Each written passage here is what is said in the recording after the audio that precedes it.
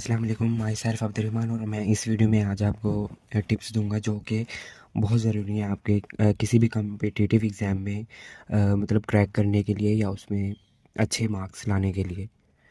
तो ये जो मैं टिप्स दे रहा हूँ ना, ये आप किसी भी कम्पिटिटिव एग्ज़ाम में अप्लाई कर सकते हैं। और ये हर कम्पिटिटिव एग्ज़ाम की एक बैकबोन है जिसको बहुत सारे स्टूडेंट्स बाज़ औक़ात इग्नोर भी कर देते हैं।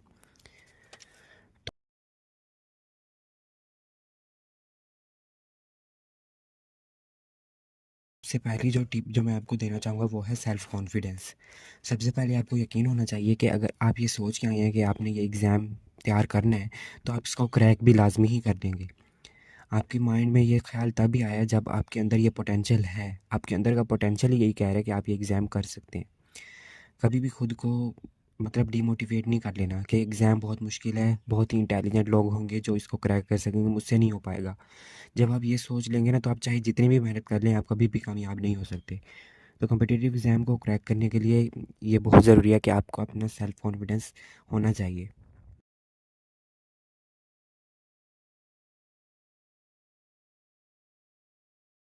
दूसरी जो चीज़ है जो बहुत ज़रूरी है वो है प्रॉपर गाइडेंस। जो आप एग्ज़ाम देने जा रहे हैं उसके बारे में आपको प्रॉपर गाइडेंस होनी चाहिए आपके पास। आपको पता होना चाहिए कि आप किस डायरेक्शन में जा रहे हैं और किस तरह से आपने जाना है और क्यों जाना है। हर चीज़ की आपके पास प्रॉपर गाइडेंस होनी चाहिए और इस चीज़ का कि आगे क्या स्कोप है और इसका फॉर्मेट क्या है सारा। इस सारी चीज़ों के बारे में आपको गाइडेंस होनी चाहिए। आप ये गाइडेंस किसी भी मतलब वेबसाइट पे सर्च करके या अपनी इन्फॉर्मेशन इकट्ठी कर सकते हैं, कोई बुक पढ़ सकते हैं या किसी न्यूज़पेपर में या किसी भी चीज़ जहाँ से आपको इन्फॉर्मेशन मिले, आप उस चीज़ के बारे में फाइंड कर सकते हैं जो जिस चीज़ का आप एग्ज़ाम देने जा रहे हैं।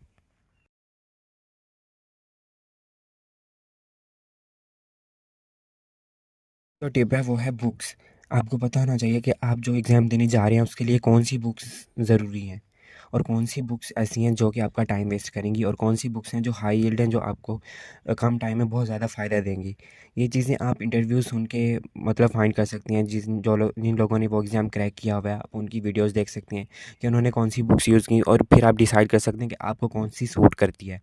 वो बुक्स आपने रिव्यू करनी है और आपको जो अच्छी लगे आपने वही यूज़ करनी है। ये नहीं कि अगर फलाँ बंदे ने वो बुक यूज़ की, उसके अच्छे मार्क्स आ गए तो मैं भी वही यूज़ करूँ। आपने अपने लिहाज़ से देखना है कि आपको कौन-सी अच्छी लग रही है। बाकी उस बंदे ने जो बुक यूज़ की थी वो आपको भी अच्छी लग रही है या नहीं।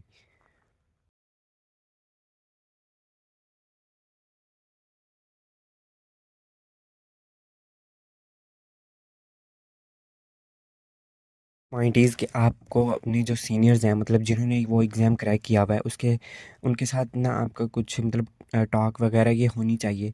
आप मैसेज या नंबर या कोई फ़ेसबुक, इंस्टाग्राम, यूट्यूब किसी से भी चीज़ से आप उनसे कॉन्टैक्ट मतलब करें या फिर उनकी वीडियो देखें, वो क्या बताते हैं, वो क्या टिप्स देते हैं, वो क्या गाइड करते हैं, उसके बारे में आप मतलब इससे आपको ये फ़ायदा होगा ना, आपको पता चल जाएगा कि उन्होंने कौन-सी डिफ़िकल्टीज़ फ़ेस की थी और मैंने जो कर रहा हूँ वो डिफ़िकल्टीज़ मैंने कौन-सी फ़ेस की है और उसका सॉल्यूशन क्या है।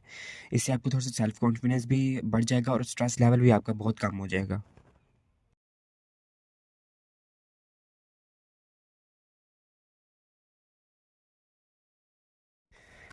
जो 5वीं चीज़ मैं बताऊँ वो आपका फ्यूचर गोल्स। आपको पता होना चाहिए कि आपने फ्यूचर में करना क्या है, आपकी डायरेक्शन क्या है। ये कॉम्पिटिटिव एग्ज़ाम क्रैक करने के बाद आप क्या करना चाहते हैं। आपका ये विज़न जो है ना आपका क्लियर होना चाहिए, ब्लर नहीं होना चाहिए। आपको पता होना चाहिए कि आपके आगे डायरेक्शन जो है आपने कहाँ जाना है और आपकी आखिरी मंज़िल क्या है। ये इन चीज़ों के बारे में आपको विज़न क्लियर होना चाहिए ताकि आपको पता चल सके कि आपकी मंज़िल जो है लाइफ़ गोल आपका है क्या आखिर।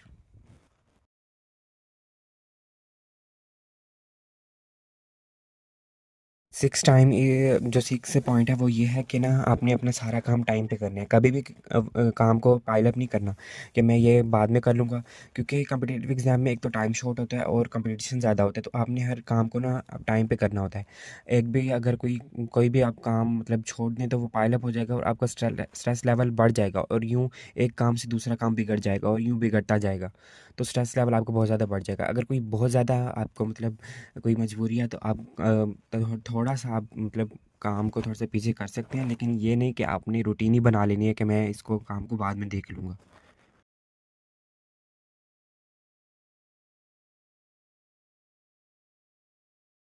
इसके अलावा दूसरा बाकी जो पॉइंट है वो ये है कि आपने कभी भी काम के बारे में लेज़ी नहीं होना कि मैं इसको बाद में देख लूँगा, अभी इसकी ज़रूरत नहीं है या ये वगैरह, मैं अभी एंजॉय कर लेता हूँ या कोई और काम कर लेता हूँ, इसको मैं छोड़ देता हूँ। ये आपने बिल्कुल भी नहीं करना। ये आपने सिर्फ़ तब करना जब आपको लगे आप बहुत बहुत ज़्यादा थक चुके हैं, अब वो और नहीं आपसे काम हो सकता, थोड़ा-सा आप रिलैक्स हो सकते हैं। ये नहीं कि आपने बिल्कुल ही काम को छोड़ देना कि बाद में अभी मैं एन्जॉय कर लेता हूँ, दोस्तों के साथ घूम लेता हूँ, मोबाइल चला लेता हूँ या इन चीज़ों से आपका बहुत ज़्यादा टाइम वेस्ट होगा। आप 5 मिनट डेडिकेट करेंगे इन चीज़ों को तो आपके बहुत ज़्यादा टाइम, आधा घंटा लग जाएगा और आपको पता भी नहीं चलेगा। यूँ आपने काम से नहीं भागना, आपने काम को हर चीज़ में प्रायोरिटी देनी है अपनी।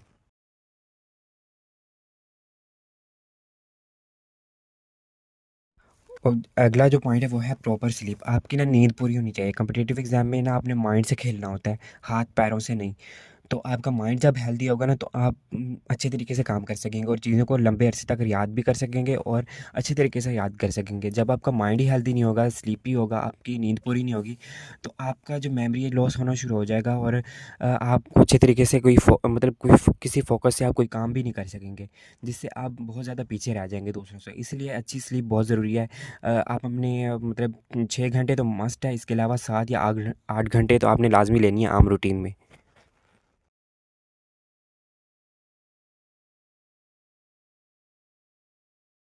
ये है कि आपने ना कॉम्पिटिटिव एग्ज़ाम में नेगेटिव कमेंट्स को कभी भी अपने माइंड में नहीं लाना कि फ़लाँ बंदे ने मुझे ये कहा कि मेरे अंदर पोटेंशियल नहीं है, मैं इस एग्ज़ाम को नहीं क्रैक कर सकता।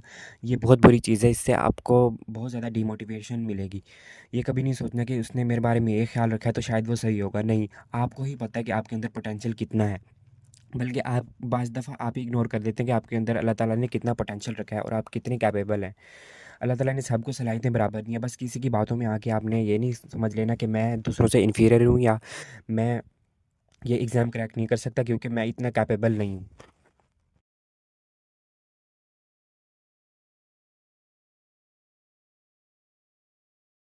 पॉइंट है प्रैक्टिस। जो एग्ज़ाम आप देने जा रहे हैं उसकी प्रैक्टिस बहुत लाज़मी है। आपको पता होना चाहिए कि एग्ज़ाम कैसा है और किस तरह से होगा। मैं इसकी पहले ही प्रैक्टिस करके जाऊँ, मैं टेस्ट सॉल्व करके जाऊँ या मतलब टाइम मैनेजमेंट सारा कुछ पॉइंटर, पेन वगैरह या इंटरव्यू है तो इंटरव्यू कैसे प्रिपेयर करके जाऊँ, ये सारा कुछ आपने पहले से ही क्लियर करके रखना है। क्योंकि जब चीज़ें आपकी एक तरतीब में होंगी, आपने पहले से डिसाइड की होंगी ना, तो आगे जाके आपको कोई मुश्किल नहीं होगी कि कोई चीज़ अगर एक्सीडेंटल भी हो जाए तो आपको पता होगा कि नहीं, ये मैंने पहले सोच के रखा था, मैंने पहले प्रैक्टिस की तो मैं इसको अच्छे तरीके से टैकल कर लूँगा।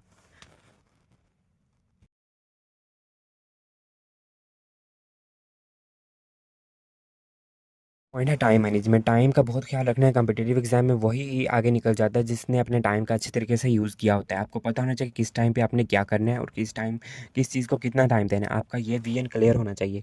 कभी भी आपने एक काम को बाद में नहीं सोचना है बाद में कर लूँगा, क्योंकि आपका टाइम बहुत ज़रूरी होता है। कॉम्पिटिटिव एग्जाम में टाइम भी बहुत कम दिया जाता है, तो वही एग्ज़ाम को क्रैक कर जाता है जिसको अपने टाइम का पूरा ख्याल रखना आता हो।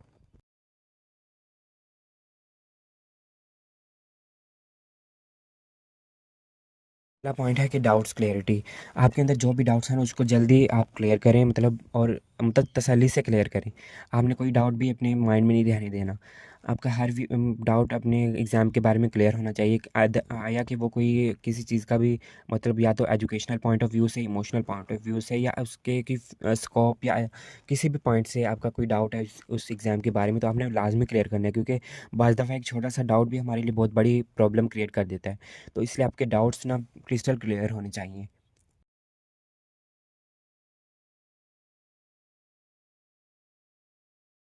पॉइंट है कि आपने ना स्ट्रेस नहीं लेना।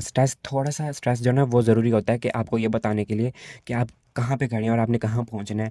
ये थोड़ा-सा स्ट्रेस ना आपको पुश करता है कि आपने काम करना है, आपने पढ़ना है या अपने एग्ज़ाम की तैयारी करनी है। लेकिन ज़्यादा स्ट्रेस नहीं लेना। ज़्यादा स्ट्रेस से आपका माइंड बहुत ज़्यादा अफ़ेक्ट होगा, आपको काम में भी दिल नहीं लगेगा और आप डिमोटिवेट फ़ील करेंगे। आपकी एनर्जी लेवल भी बहुत कम हो जाएगा, क्योंकि स्ट्रेस ना एक दीमक की तरह है जो आपकी एनर्जी को खा जाता है। तो आपने जो एनर्जी कॉम्पिटिटिव एग्ज़ाम की प्रिपरेशन में लगानी थी वो आपका स्ट्रेस ले लेगा। तो आपने स्ट्रेस बहुत कम लेना है, बहुत ज़्यादा नहीं ले लेना। थोड़ा-सा स्ट्रेस बस अपने काम का लेना है और बहुत ज़्यादा सोचना नहीं है, ज़्यादा स्ट्रेस नहीं लेना कि ये कैसे होगा और ये वगैरह मुझसे नहीं होगा। ये स्ट्रेस जो है ना ये आपके नेगेटिव थॉट्स हर स्टूडेंट के ना माइंड में आते हैं, लेकिन इसको इग्नोर करना बहुत बड़ी बात होती है। जो इसको इग्नोर करता है ना वो बहुत आगे निकल जाता है।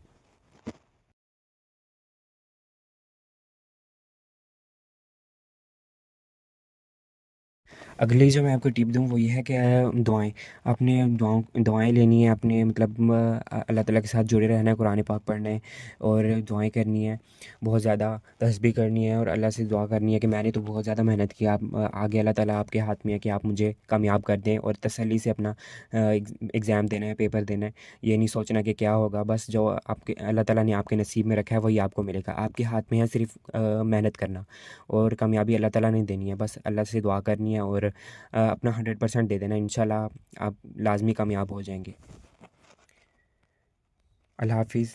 उम्मीद है आपको ये वीडियो अच्छी लगी होगी। आई विल इंशाल्लाह come here with my next video. अल्लाह हाफ़िज़।